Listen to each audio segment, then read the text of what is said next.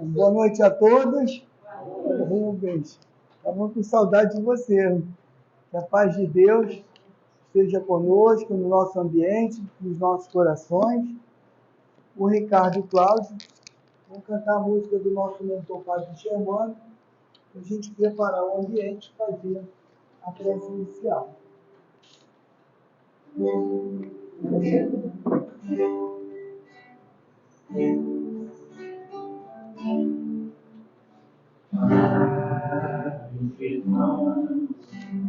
Olhai por nós, dai-nos a bênção do Senhor.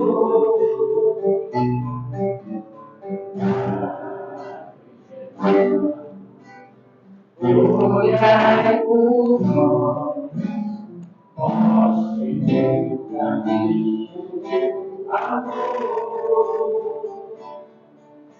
Espírito simples, mas superior, sempre pronto para nos amparar. Espírito vivo, fundamental, Pai, seu amor é imortal. Nosso serve é uma dádiva de Deus, em caridade, sempre corre em Jesus. Padre Germano, nosso mentor, fonte de temor e de amor. Padre Germano, nosso mentor, fonte de temor e de amor.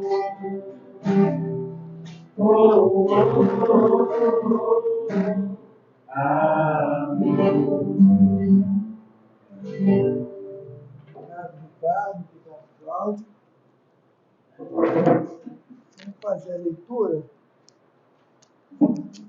de uma mensagem do livro Ceifa de Luz, que foi psicografado pelo nosso querido Chico Xavier, pelo Espírito de Emmanuel.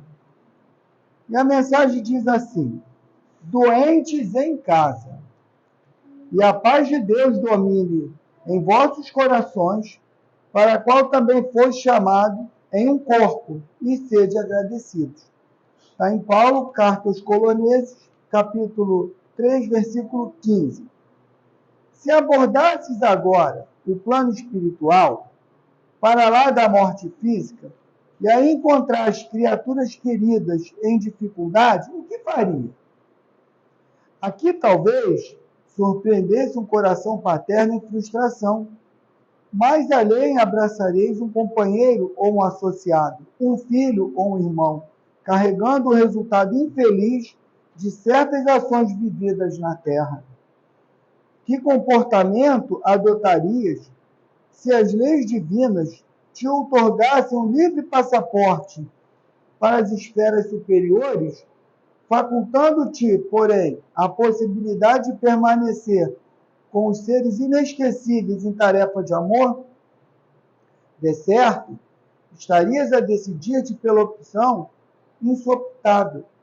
Não desejaria compartilhar os céus com a dor de haver abandonado corações inolvidáveis à sombra transitória a que se empenharam com os próprios erros. Reconhecê-los eles, por doente, reclamando proteção. Demorar-te-ias junto deles na prestação do auxílio necessário. Referimos-nos à imagem para considerar que os parentes enfermos ou difíceis são criaturas as quais, antes do berço em que refizeste no plano físico, prometeste amparo e dedicação. Nascem no grupo familiar realmente convidados por ti mesmo ao teu convívio, para que possas assisti-los no devido refazimento. Entendemos no assunto que existem casos para os quais a separação hospitalar demorada e distante é a medida que não se pode evitar. Mas se tens contigo alguém a quem ames, ergue-se por teste permanente de compreensão e paciência no instituto doméstico. Não afaste esse alguém do clima afetivo em que te encontras, sob o pretexto de acerenar a família ou beneficiá-la. Guarda em tua própria casa, tanto quanto puder, os parentes portadores de provações, e não decrete o exílio, ainda mesmo a preço de ouro. Apoia, qual se mostre com as necessidades e lutas que lhes marcam a existência, na certeza de que todos eles são tesouros de Deus, em tarefas sob a tua responsabilidade, ante a assistência e a supervisão dos mensageiros de Deus. Bom, meus irmãos, a nossa mensagem fala os doentes em casa, né? E a gente sabe que nosso maior compromisso começa dentro da nossa casa. E aí ele vem reportar, né? Muitas vezes temos familiares difíceis, familiares que não têm afinidade ou que nos trazem muito problema, ou muitos doentes mesmo do corpo físico. E aí muitos irmãos desperdiçam a oportunidade e acham que aquilo é um peso. Nossa, é um peso, é uma desgraça para a minha vida ter que estar cuidando. Só que aí, quando a gente desperta no plano espiritual e olha para o passado, a gente vê que fizemos a escolha equivocada. Então, a oportunidade de encaminharmos, de acolhermos, de sermos de verdade amáveis, o amor de Deus começa dentro da nossa casa. Então, nós que temos compromissos com a nossa família, com aqueles que estão no nosso núcleo familiar, vamos ter esse cuidado, porque se nós fomos colocados todos juntos naquela casa, não foi por um acaso. É porque nós precisamos caminhar juntos. Então, nós que já temos um pouquinho de esclarecimento, não vamos desperdiçar essa oportunidade que Deus está nos dando, para que a gente não se arrependa depois. Vamos agora elevar nosso pensamento a Deus, meus irmãos, e vamos, em primeiro lugar, agradecer a Deus pela oportunidade desse dia. Cada dia é uma bênção, é uma dádiva de Deus, meus irmãos. Mesmo aqueles dias conturbados, enfermos, sofridos, problemáticos, são oportunidades que Deus nos oferece ao aprendizado e ao aprimoramento. Obrigado, Pai, pelo nosso dia, pela oportunidade de termos vivenciado o dia e estarmos reunidos na Tua casa novamente. E essas portas estarem abertas para nos acolher encarnados e desencarnados. Obrigado, Mestre Jesus, por estar conosco, pelo amor que nos tem e se dedica a nós desde sempre, pelo ensinamento que nos deixou. E obrigado, Padre Germano, pela direção dessa casa, com todo o amor, dedicação. Obrigado à espiritualidade amiga, esses mensageiros de Deus, incansáveis no amor. Muito obrigado, meus irmãos, por essa dedicação e que Deus, cada vez mais, inspire e dê a oportunidade de vocês fazerem o bem. Pedir a espiritualidade amiga, que possa, nesse momento de estudo, inspirar, instruir, intuir a nossa querida irmã Rosa, que fará uso da palavra, para que ela traga a cada um de nós a mensagem que vai nos fortalecer na nossa fé, que vai nos fazer sair daqui melhores do que chegamos. E assim, Pai, agradecidos pela oportunidade de estarmos reunidos na Tua casa, pedimos a permissão para dar por iniciada a reunião dessa noite. Graças a Deus, em nome de Deus nosso Pai, está iniciada a reunião, e a Rosa trouxe um tema aí, né? Para pegar lá na nossa ferida, né? Vai lá na raiz, né? Boa noite, meus irmãos. Boa noite. Que Jesus, né, esteja em nossos corações. Bom, esse tema realmente é um tema que, como você falou na página de abertura, né, às vezes a nossa invigilância vai nos levar a lugares que não são muito agradáveis, né? Então, a doutrina, ela nos auxilia, ela nos mostra, ela nos diz o tempo inteiro como devemos nos comportar. E cabe a nós conseguir fazer, porque esse aqui é o grande problema. Porque a teoria a gente tem, né? Já lemos, se não lemos todos os livros da codificação, já lemos uma boa parte, né?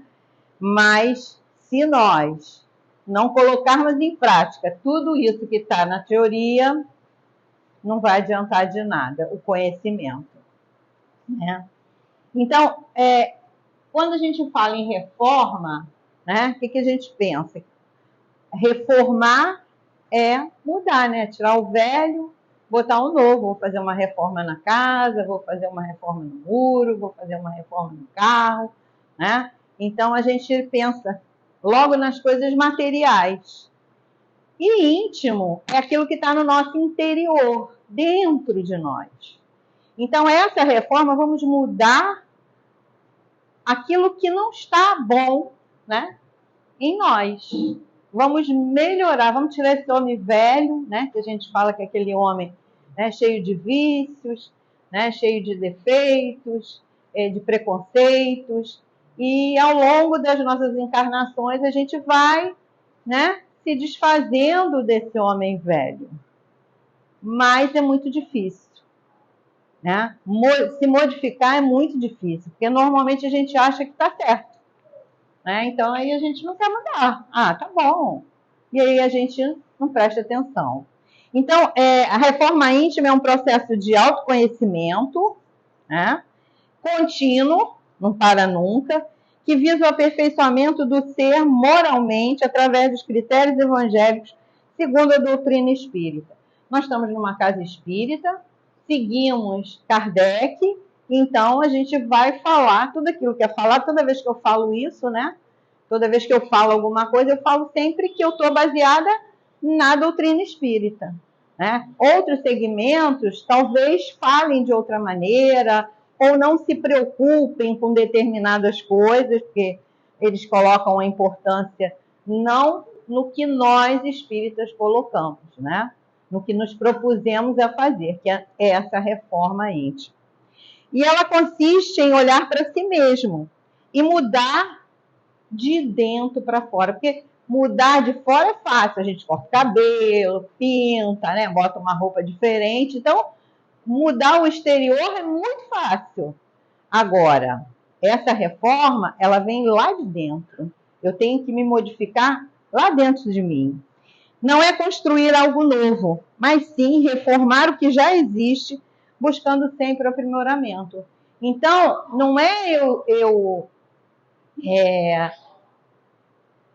me preocupar, eu vou tirar o que está errado. Eu vou aperfeiçoar o que está certo, que aí com isso eu vou crescendo. Porque é difícil a gente corrigir vícios, né, imperfeições, é muito difícil.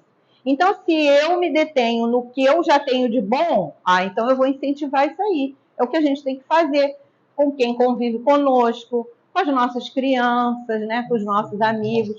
Quando você faz um elogio, né, é para incentivar esse lado bom que a pessoa tem.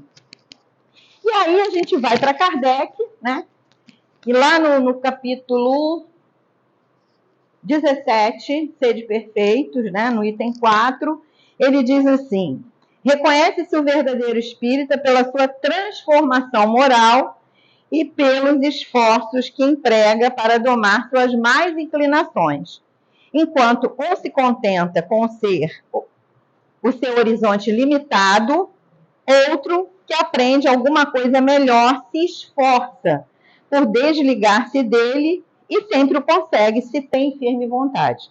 Então, quando ele diz que se conhece o verdadeiro espírita pelo esforço que faz para domar suas más inclinações, ele está afirmando que a gente tem mais inclinações. Né? E aí não tem dúvida. Nós não somos perfeitos, né? Nós temos muitos erros, muitos vícios.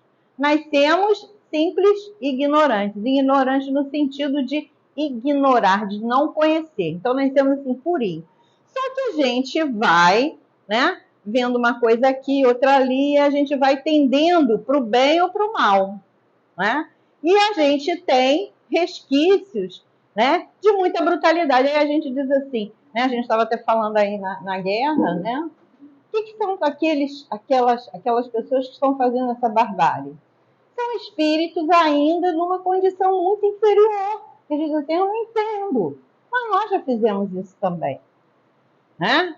É difícil de entender porque, graças a Deus, nós já conseguimos, né, subir na escala espírita de perfeição do espírito. Porque se a gente já se revolta, se indigna com uma situação dessa, é sinal de que nós não vamos ser capazes de fazer isso. E isso já é muito bom. Né? Então a gente vai olhar, e a gente olha muito para o ruim, para a notícia que está ali em evidência, mas ali é um grupo. E tem um tantão que são bons, que já tem um coração bom, que não faria aquilo de jeito nenhum, que está se mobilizando para que a situação se resolva. Né? Então a gente tem que olhar sempre para essa parte. E aí ele diz aqui, aquele que se esforça por desligar-se dele sempre o consegue se tem firme vontade. Então, se a gente tem vontade de se melhorar, nós vamos conseguir. Totalmente? Claro que não. Até chegarmos a esse espírito perfeito, que Jesus falou para a gente que nós teríamos, né, iguais a ele, né, ainda vamos levar um tempo. Né? Mas nós vamos conseguir. Então, nós nascemos com uma finalidade. Essa finalidade, aí a palavra é no sentido mesmo de fim. Porque assim, não adianta. Eu tenho um arco e flecha, solto a flecha, eu seguro a flecha? Não, ela vai bater lá. Desde o momento que fomos criados, vamos chegar lá. Nós vamos atingir essa perfeição. Só que uns mais, outros vão levar mais tempo, vamos levar quantas encarnações, mas nós vamos chegar lá. É essa certeza que a gente tem que ter. E a doutrina, ela nos garante isso. Né? Agora, depende de quê? Da loteria? Da boa vontade de Deus? Não. Depende do nosso esforço. Nas suas indagações aos espíritos, né? Aí Kardec pergunta, Kardec é danado, né? Ele fica perguntando. Aí ele pergunta assim, 919, qual o meio prático mais eficaz que tem o homem de se melhorar nesta vida e de resistir à atração do mal? Porque o mal está aí, né? Ainda temos as nossas imperfeições. Aí ele responde, os espíritos respondem a Kardec. Um sábio da antiguidade vô-lo disse, conhece-te a ti mesmo. Quem falou isso? Foi Sócrates, né? Então, esse que é o grande problema, é nos conhecermos. Porque aquilo que eu falei no início, a gente acha que tem defeito. Se a gente disser assim, olha, fulano ali, qual é o defeito dele? Com certeza a gente vai arrumar um monte. Agora, volta para cá. Qual que é o defeito, Rosa? Não sei. A gente nunca sabe qual é o nosso defeito. Porque, né, a gente não para analisar, ou a gente não tem coragem, né? A gente não tem coragem de encarar os nossos defeitos. Mas é necessário para corrigi-los, eu preciso conhecer. Como é que eu vou corrigir uma coisa se eu acho que aquilo está perfeito? Olha, a chuva chegou aí, gente. Olha só, muito obrigada por me ouvirem, por virem aqui sabendo que ia chover. Mas se Deus quiser, quando acabar, não vai ter chuva. E aí, ainda nessa pergunta 919, Santo Agostinho, que completa essa pergunta, essa resposta, aliás. Concebemos toda a sabedoria desta máxima, porém a dificuldade está precisamente em cada um conhecer-se a si mesmo. Né? Aquilo que eu falei, é difícil a gente conhecer a si mesmo. Qual o meio de consegui-lo? Fazei o que eu fazia. Isso é Santo Agostinho que está falando. Quando vivi na Terra, ao fim do dia, interrogava a minha consciência, passava revista ao que fizera e perguntava a mim mesmo se não faltara algum dever, se ninguém tivera motivo para de mim se queixar. Foi assim que cheguei a me conhecer e a ver o que em mim precisava de reforma. Então, Santo Agostinho, né, aqui, aliás, essa pergunta depois, quando vocês chegarem em casa, é interessante, né, ler tudo, né, eu só estou lendo aqui uma parte. Pergunta 919, Livro dos Espíritos. Então, Santo Agostinho deu a dica aqui para a gente, né? Eu vou a cada dia, porque isso aí é um dia de cada vez, não adianta eu ficar lamentando pelo que passou, porque o passado eu não tenho mais poder sobre ele, porque já aconteceu, e o futuro, até o ditado diz que a Deus pertence, mas não é só a Deus não, é a nós, ao que nós fizermos. Então o futuro eu não sei, a gente não sabe se está vivo amanhã, a gente não sabe o que vai acontecer amanhã, então eu sou dona do meu presente. Então, a cada dia, se eu fizer isso, e com certeza, se eu analisar as minhas atitudes durante o dia, eu vou ver alguma coisa que eu não deveria ter feito. Aí eu digo assim, puxa vida, né? Não deveria ter feito isso. E aí, o que eu faço? Eu evito de repetir, de fazer de novo. Então, eu faço esse exame de consciência e, a partir daí, eu começo a me conhecer, ver do que eu sou capaz, né? Tanto de bom quanto de ruim. E o que é de ruim, a gente tenta se melhorar. E aí, então, a reforma íntima, ela requer um autoconhecimento. E ela é, portanto, uma prática fundamental na busca pela evolução espiritual. E é a chance de reconhecer as imperfeições e trabalhar para corrigi-las, como Santo Agostinho nos ensina. E quando eu me modifico para melhor, o que acontece? Tudo em volta de mim também melhora. E aí a sociedade toda, a humanidade toda progride. Né? Porque tem lá uma pergunta se a guerra vai acabar, né? Um dia, acho que é 743. 743, peraí, gente.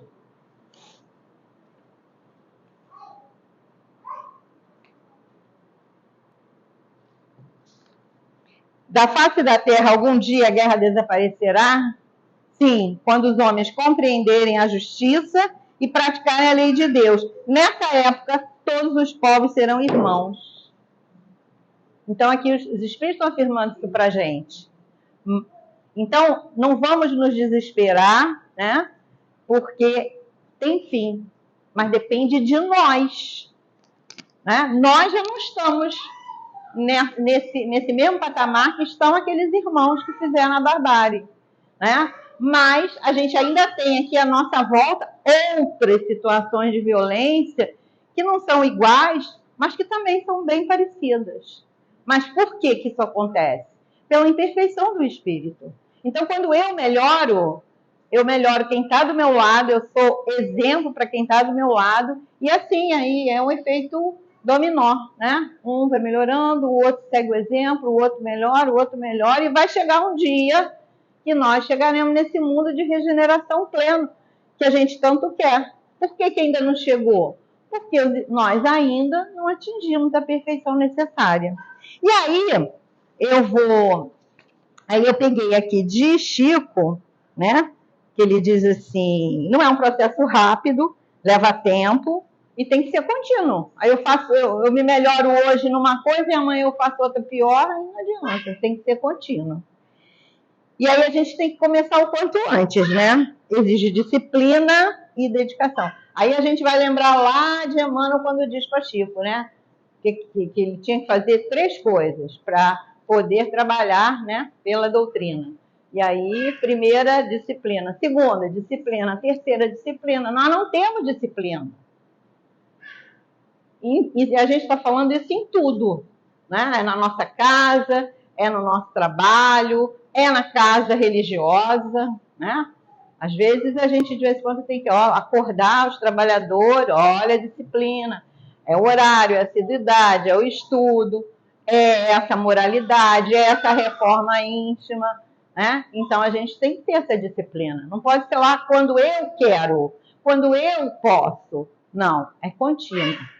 E aí Chico diz assim, 20 exercícios valiosos. Vou ver aqui se eu consigo falar os 20, que o Jonatas começa e nunca termina, porque fala muito e eu também falo, né? Mas vamos ver lá.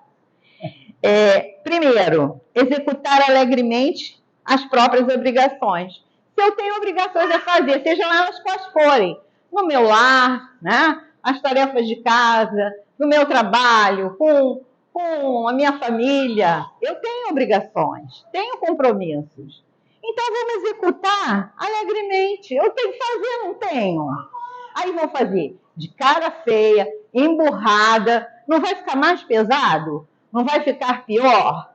Então, vamos tentar, eu tenho que fazer mesmo. Então, vamos fazer de uma forma alegre. Vou fazer. Tem uma boa reflexão para isso, né? Eu não gosto de fazer isso, mas se eu tivesse doente e não pudesse fazer, eu ia querer ficar bom para fazer. Para fazer, exatamente. Então, se a gente pensar, puxa vida, não é o que eu gosto muito, mas graças a Deus que eu estou com saúde e posso fazer. Garanto que a gente vai mudar o ânimo. E outra coisa, tem que fazer, né? Quem trabalha, tem aqueles compromissos. O chefe é isso, é injusto, não sei o quê, fulano não faz, não interessa. Né? Vamos fazer a nossa parte, vamos tentar fazer com alegria, a gente vai ver que vai passar rapidinho. A hora passa rápido, o serviço flui. Agora, se a gente começa, né, de cara feia, né, chateado, resmungando, a gente não consegue fazer nada. Silenciar diante da ofensa. Olha, esse aqui é muito difícil. Porque quando você é ofendido, geralmente é uma injustiça, né? Então, quando você recebe essa ofensa, ou de uma forma, por palavras, por atitude, enfim, né? E agora, então, a gente vê muitas coisas acontecerem, né? E aí, o que a gente quer fazer logo? Revidar. Quando eu revido, eu entro na pilha, como se diz na gíria, né? E aí eu vou fazer a mesma coisa. E aí eu tive a oportunidade de me melhorar, de fazer a minha reforma íntima? Não. Aí eu fiz pior. Então, se é difícil, a gente não está falando em facilidades, não. Jesus já falou para a gente que não seria fácil, não. E não é fácil, porque se fosse fácil, aí era mole, né? Mas vamos tentar nos silenciarmos diante da ofensa. Porque se há uma injustiça, a verdade aparece. Pode não aparecer naquele dia, naquele momento, mas lá na frente a coisa vai surgir e realmente a gente vai se explicar. E aí eu perdi a cabeça, eu xinguei, eu revidei, eu fiz a mesma coisa e aí pronto, estraguei. Quantas amizades, às vezes até famílias que se desentendem por causa de um momento, né, de raiva, de falar o que não devia. Terceiro, esquecer o favor prestado. Se eu fiz o favor, eu fiz porque eu quis. Eu não tenho que jogar na cara de ninguém que ela me deve alguma coisa. Então me faz. Se é para esperar alguma coisa em troca, então é preferível não fazer. Não é favor, não é gentileza. Né? Pode ser até alguma coisa que alguém pediu. Então, se alguém me pediu, eu posso fazer? Ótimo, eu estou exercendo a caridade. A gente não aprende aqui que fora da caridade da salvação. Então, uma oportunidade de fazer caridade. Aí a pessoa me pede alguma coisa, eu faço. Aí depois eu vou ficar cobrando da pessoa aquilo que eu fiz para ela. Pronto, acabou a caridade. Não tem mais mérito nenhum aí, gente. Né? E aí, não adiantou de nada o que eu fiz. Então, ou então eu não fazia. Não, sinto muito, mas eu não posso. E às vezes a gente não pode mesmo, né? E as pessoas têm que entender que não é não, e quando pode ser, sim, sim. Quando não pode, é não e acabou. E ninguém tem que se melindrar, não. A gente tem que começar a tirar a coisa, como é que eles falam? Um mimimi, cheio de mimimi. É assim. Posso, não posso, não posso. Não tem que... As pessoas se ofendem por tudo, se melindram por tudo. Não é assim, gente. Olha só a sabedoria de Chico aqui. Exonerar os amigos de qualquer gentileza para conosco. Exonerar, quer dizer, é desobrigar. Porque meu amigo tem que me fazer favor, tem que me fazer gentilezas. Não, geralmente a gente faz, mas tem gente que cobra. Fica esperando que o amigo faça isso ou faça aquilo. Vai me dar carona, vai me levar para o passeio, vai me levar não sei o quê. Não, gente. A gente não espera nada de ninguém, não. Né? 5, vou tentar acelerar para a gente chegar nos 20. Emudecer a nossa agressividade. Emudecer, tá mudo, a nossa agressividade. Então, quando o Chico nos propõe isso, é porque ele sabe que somos agressivos. E quem não é? Essa carinha de santo aqui, também fica com raiva, também se aborrece. E a gente tem que se conter. Quantas coisas eu já fiz que eu me arrependo, não deveria ter dado vazão a essa, que é a agressividade, que é aquela raiva que você tem, principalmente quando você é ofendido, quando você é injustiçado. Então, a gente tem que tentar fazer isso. Isso aqui são regrinhas para nos auxiliar nesse processo de perfeição do espírito. Não condenar as opiniões que divergem da nossa. Eita, esse aqui mais atual não existe.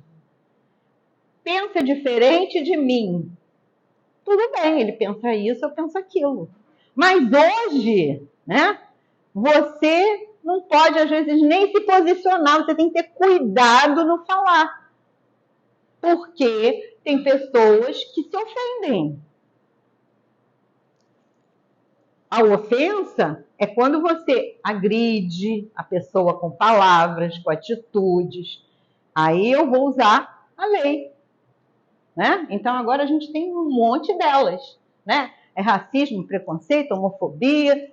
Então, eu vou usar da lei. Agora, se eu revido, né, eu perco, inclusive, a minha razão. Então, olha só. A pessoa pensa diferente de mim, eu posso conviver. Eu tenho uma vizinha que, desde que eu moro aqui, nesse condomínio aqui, há 50 anos, 52 anos, né? A minha melhor amiga, evangélica. Nunca nos desentendemos por questão religiosa.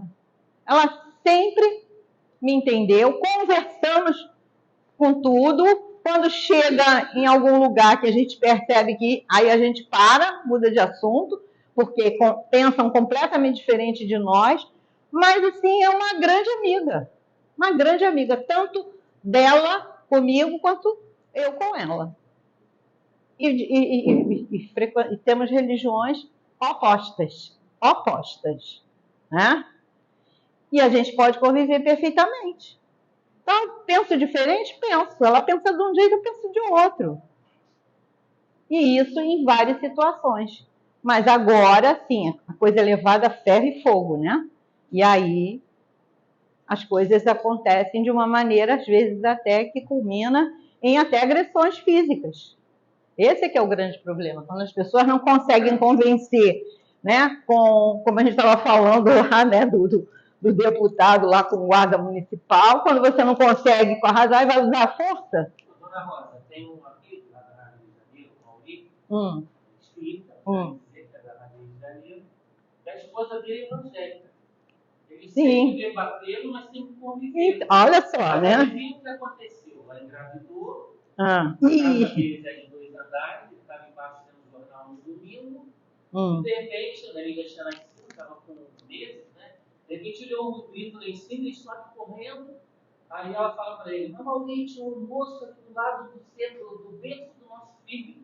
Ela: que moço? Não estou vendo moço nenhum. Cadê esse moço? Ele tem que sair pela janela. Mas como? Ele pulou? Não, ele foi desaparecendo. A partir dali, a evangélica debatia sempre com ele, começou a ter filho. Aí senta do lado dele no restaurante e fala assim: amor, ali tem quantas pessoas entrando naquela Olha cadeira? só. Ela fala: eu estou vendo tudo. 4 em pé. E ela ainda continua evangélica? Continua evangélica. E o mais incrível, esse programa do Eduardo Araújo, eu fui convidada para ir. Eu fui numa semana, na outra eu estava saindo, a Mauri me falou comigo lá. Consegui trazer ela alegre. Ela vai dar depoimento aqui. Aí eu fiquei tudo para ouvir, né? E ela falou, continua sendo evangélica, meu marido é espírita, eu estou vendo espírita, mas o pastor diz que é coisa do diabo. Mas eu sou evangélica ainda. É isso aí. Então vamos respeitar as opiniões diferentes da nossa. 7. Abolir qualquer pergunta maliciosa ou desnecessária. Pô, a gente sabe que tem gente que é maldosa, maliciosa, né? Então vamos evitar perguntas que vão constranger as pessoas, que às vezes vão mexer com a família da pessoa. Mas tem gente que faz questão, né, de perguntar, que é para cutucar, né? Então, olha só, gente, olha quanta coisa a gente diz assim, eu não tenho defeito, olha só. Né? É como os palestrantes que vêm aqui falam assim, não precisa responder, não precisa, mas, antena ligada aí. Repetir informações e ensinamentos sem qualquer azedume. Repetir informações e ensinamentos sem qualquer azedume. Gente, paciência, né? É o aluno que não aprende, que tem dificuldade, e a gente tem que repetir uma opção de vezes. É o filho, né? É, às vezes, o marido, né? Que a gente fica, fala, nem tem que ter paciência, né? E aqui, a gente está vivendo também uma época em que as doenças, né, mentais, elas estão, né, aí. E a gente hoje ouve falar em coisas que a gente não ouvia. Com certeza existiam, mas não na mesma quantidade. Então, a gente está vendo muita gente, muito autista, né? Muita criança autista, muitas situações difíceis, né? Então, olha a dificuldade. Tem gente que não tem paciência, né, de ver ali o sofrimento daquele pai, daquela mãe, né? Então, e aí diz, poxa, mas essa criança não se comporta direito, não sei o quê. Então, a gente tem que ter esse entendimento. E precisa dessa repetição de ensinamento. Doentes com Alzheimer, gente, é muito difícil. Eles perguntam uma porção de vezes, eles nem precisam estar com Alzheimer já, ou às vezes a gente até pergunta a mesma coisa a porção de vezes, né? E a gente tem que ter paciência com quem pergunta e com quem aqui está ouvindo, né? Mas as pessoas não têm paciência. Na mente deles, eu passei por uma situação agora com um parente, né, até que faleceu, né? E o filho não tinha paciência. Falei, não é possível, você tem que ter paciência. Você tem que entender que ele é doente, você não é. Então, você que tem que ter um entendimento com ele, porque se ele está fazendo determinadas coisas, é porque a cabeça não responde. Então, ele pergunta. Na segunda vez, é como se fosse a primeira. Aí, tu vai se enchendo. Então, realmente tem que ter uma dose muito grande de paciência, né? Para repetir informações e ensinamentos sem azedume, sem ficar chateado com isso. Treinar a paciência constante. Isso aí, né? Tudo isso aí que a gente está vendo é isso. É paciência, porque a gente vai ver muitas situações difíceis que vão nos levar, né, a momentos de que a gente não vai aguentar. Ouvir fraternalmente as mágoas dos companheiros sem biografar nossas dores. O que ele diz com isso? Eu vou ser ouvido, né, para aquela pessoa que está numa situação difícil. Aí a pessoa começa a falar e eu começo a falar de mim, da minha vida. Coitado, né? Então, a gente tem que ter esse senso, né, de simancol, né? E se a pessoa está precisando ser ouvida, então vamos ter esse coração generoso, vamos prestar essa caridade. É uma grande caridade que a gente presta, e às vezes tem pessoas que só querem falar, só precisam falar. Às vezes, no atendimento fraterno, você só escuta. Aliás, que é o certo, né? Escuta. O CVV também, eles têm uma paciência incrível, não é só para suicídio, não. Pessoas que estão descontroladas, que estão num momento de ansiedade, liga também, que eles também vão ter esse ouvido aí, essa paciência. Buscar sem afetação o meio de ser mais útil. Lógico, eu vou procurar fazer alguma coisa para quem está próximo a mim. Então, é uma forma de eu ser útil. Ó, que bom, aqui a gente vê outro. Eu estava ali na terça-feira varrendo, né, Giovana varrendo, Aí o rapaz estava ali e qualquer um de vocês aqui, eu tenho certeza que acontece isso. Se a gente precisar, aí a pessoa já vai fazer. Não precisa ninguém nem pedir. Se a gente está vendo que o outro está necessitando, mas a gente tem que empregar isso em todos os lugares, nem aqui só não, na casa espírita. Né? Porque aqui todo mundo, né? É porque eu acho que a gente se desliga daquela capa, né? Que tem lá fora, aquela grosseira, né? E aí a gente bota que às vezes a pessoa é boa, mas não gosta de se mostrar boa. Mas é importante que a gente se mostre. Desculpar sem desculpar-se. Quer dizer, eu desculpo o outro, mas eu não preciso me desculpar de nada, né? Porque ele que precisa do meu perdão e não eu que preciso do perdão dele. Então, se eu estou desculpando, sou eu que estou me propondo a perdoá-lo. Não dizer mal de ninguém, porque a gente tem esse hábito de apontar o defeito. E, às vezes, quando a gente está falando, né, a gente esquece, né, de que também tem espíritos envolvidos ali, né, que às vezes estão escutando e não estão gostando do que estão ouvindo, porque a gente não está prestando a caridade que deveria aquela pessoa. Às vezes a gente até faz um comentário de alguma coisa errada que o fulano fez, mas a gente deve evitar. Porque aí você está propagando o mal, o erro, né? E está jogando dardos que não são positivos. Alegrar-se... buscar a melhor parte das pessoas que nos comungam a experiência. Então, esses que convivem conosco, vão buscar o melhor, que cada um tem alguma coisa boa. Então, vamos tentar trabalhar com essa coisa boa das pessoas, que as pessoas sempre têm. Alegrar-se com a alegria dos outros. É difícil, né? O fulano comprou um carro novo, trocou o carro, comprou uma casa de praia. Aí a gente fica alegre com a alegria do outro. Mas devemos, sim, nos alegrar, porque isso aí é uma coisa, é altruísmo, gente. Porque se ele está bem, ótimo, eu fico alegre. Agora eu vou ficar triste, porque aí eu vou acarretar para mim um ponto negativo, que é o da inveja. Né? Então vamos nos alegrar com a alegria dos outros. E às vezes realmente a gente vê, né, esses programas de televisão que arrumam a casa, que dão o carro, dão não sei o quê. A gente não fica alegre quando vê a alegria daquela pessoa? Poxa, né? É tão bom, né? É um sentimento que contagia, a alegria contagia. Não aborrecer quem trabalha. Né? Perto de quem come, longe de quem trabalha, né? Meu pai já falava, né? Então, vamos deixar, o fulano está trabalhando, não vamos perturbar o trabalho do outro, porque às vezes você está ali querendo fazer, e isso aqui não é um trabalho só, é o trabalho no bem, é o trabalho na caridade, é o ajudar o outro, né? Todos os sentidos. Ajudar espontaneamente, sem ninguém pedir. Ajuda, que eu estou vendo que o outro está precisando. Está ali, aquela dificuldade. A gente vê, então, agora nas redes sociais, a gente vê muito disso, né? Está lá o motorista que teve que descer, porque tinha gente do lado, mas ninguém ajudou a cadeirante subir no ônibus, né? Tantas situações assim, você vê a pessoa caiu no chão, alguma coisa, e aí tem um que nem passa, né?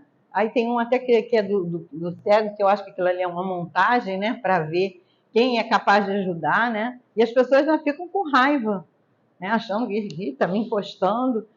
Aí quando a pessoa percebe, né? Aí vai lá e ajuda, mas tem outros que não.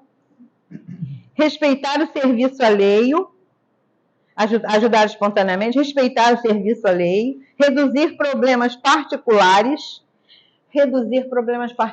Problemas particulares são os nossos.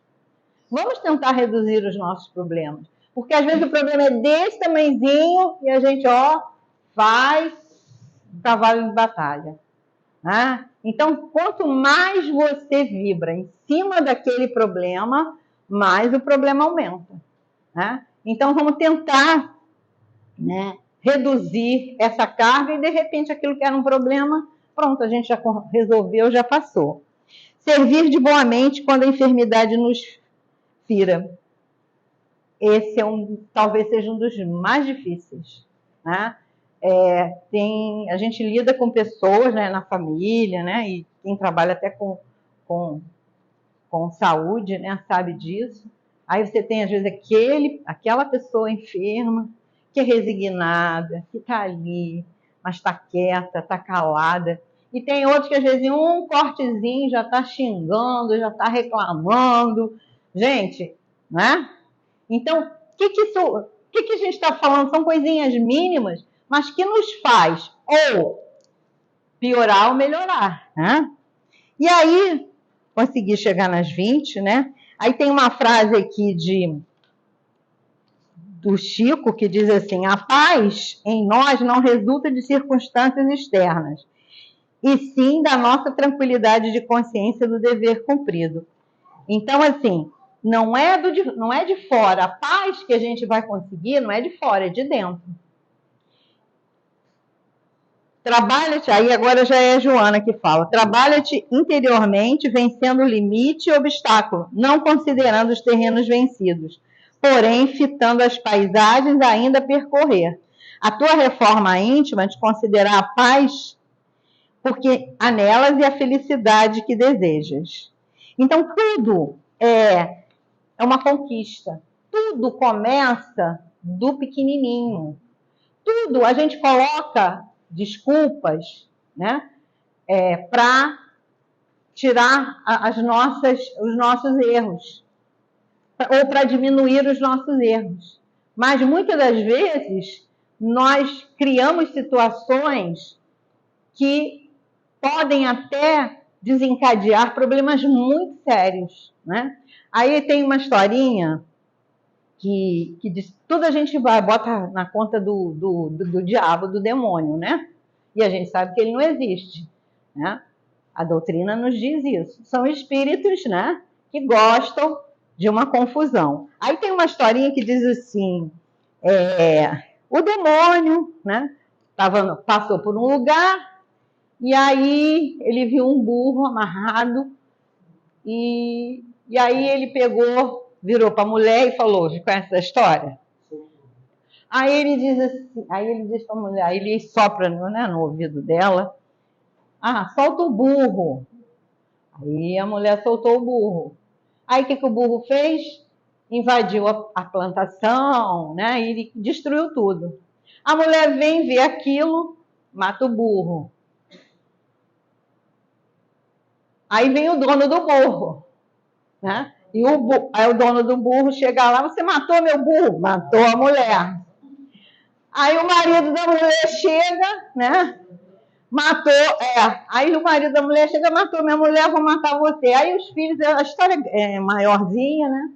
Aí matou a mulher, aí no final das contas, pergunta-se ao demônio, poxa, foi você? Aí ele falou assim, não, eu só mandei soltar o burro. Quer dizer, quem matou não foi o demônio, né? Foi quem? Aquele demônio que estava dentro de cada um daqueles, que se enfureceu, que não praticou os exercícios que o Chico nos recomendou, né? E aí cometeu situações. É claro que isso aí é um sentido figurado, né? Mas quem sabe se nós não soltamos burros por aí, não é? Às vezes, numa situação, a gente joga uma semente de veneno. E às vezes aquilo se espalha. Olha as histórias dos fake news da vida aí. Que até hoje, quando leio certas coisas, eu fico na dúvida. Eu falo, não, peraí, eu não dou meu dedinho, não vai mais não. Quanto a gente já errou por fazer isso? Então, concluindo, porque eu pedi ao nosso irmãozinho Ricardo, né, vamos só concluir aqui. Como espíritas, nós temos esse compromisso dessa reforma íntima, porque é o único meio, né, que a gente vai atingir a perfeição. Nessa encarnação, claro que não.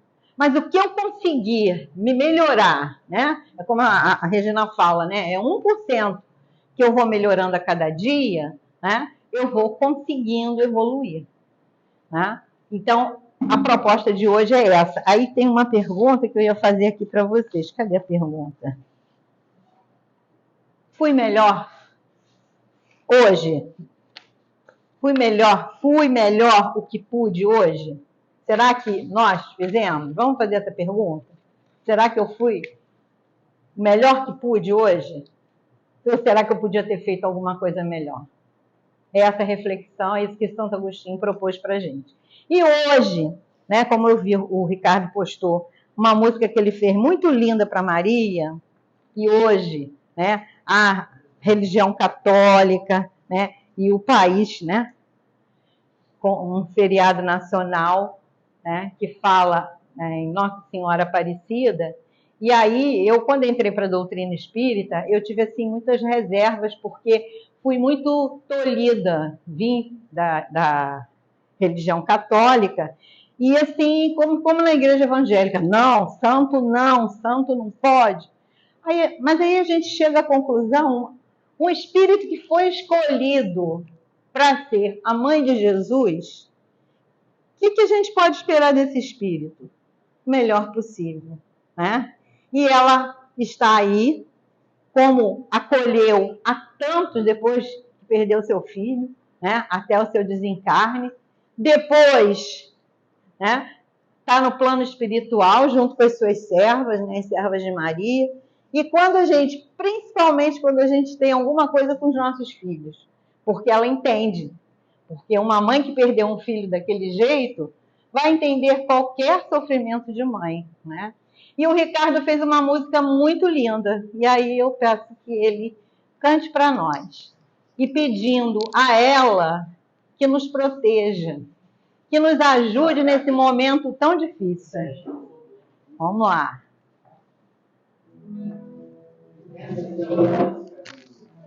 Essa de Maria.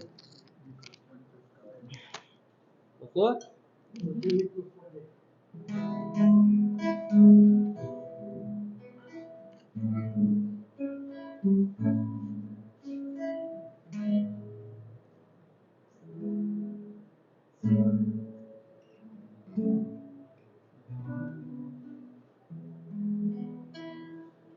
Sinto no ar uma bênção de luz, é a mãe de Jesus a nos tocar.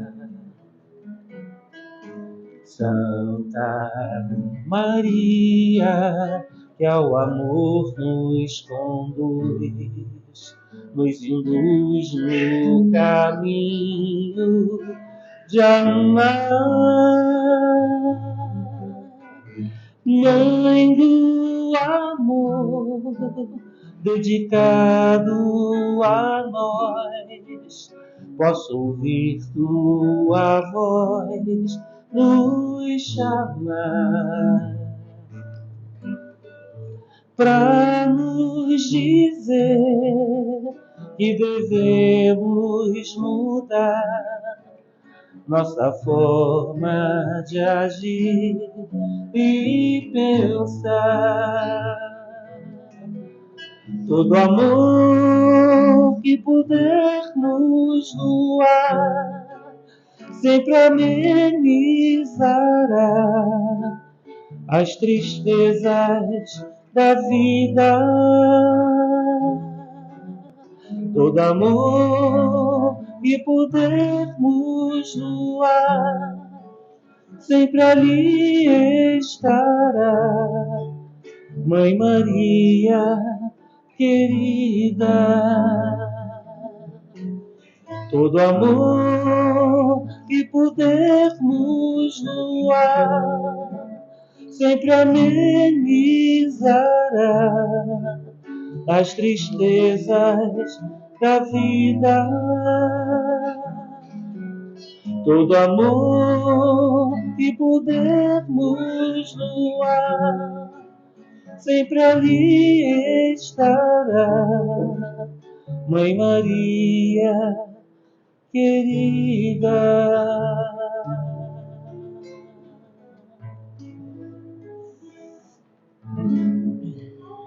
Espero que vocês tenham gostado. Obrigada, Ricardo. E que a nossa Mãe Maria, né, nos ampare e nos auxilie nos momentos de dificuldade. Muito obrigada, Ricardo, e obrigada a vocês por me ouvirem. Obrigado, Rosa. Aos nossos irmãos que vão assistir nosso estudo, que a paz de Deus ampare e abençoe os lares e fortaleça os corações.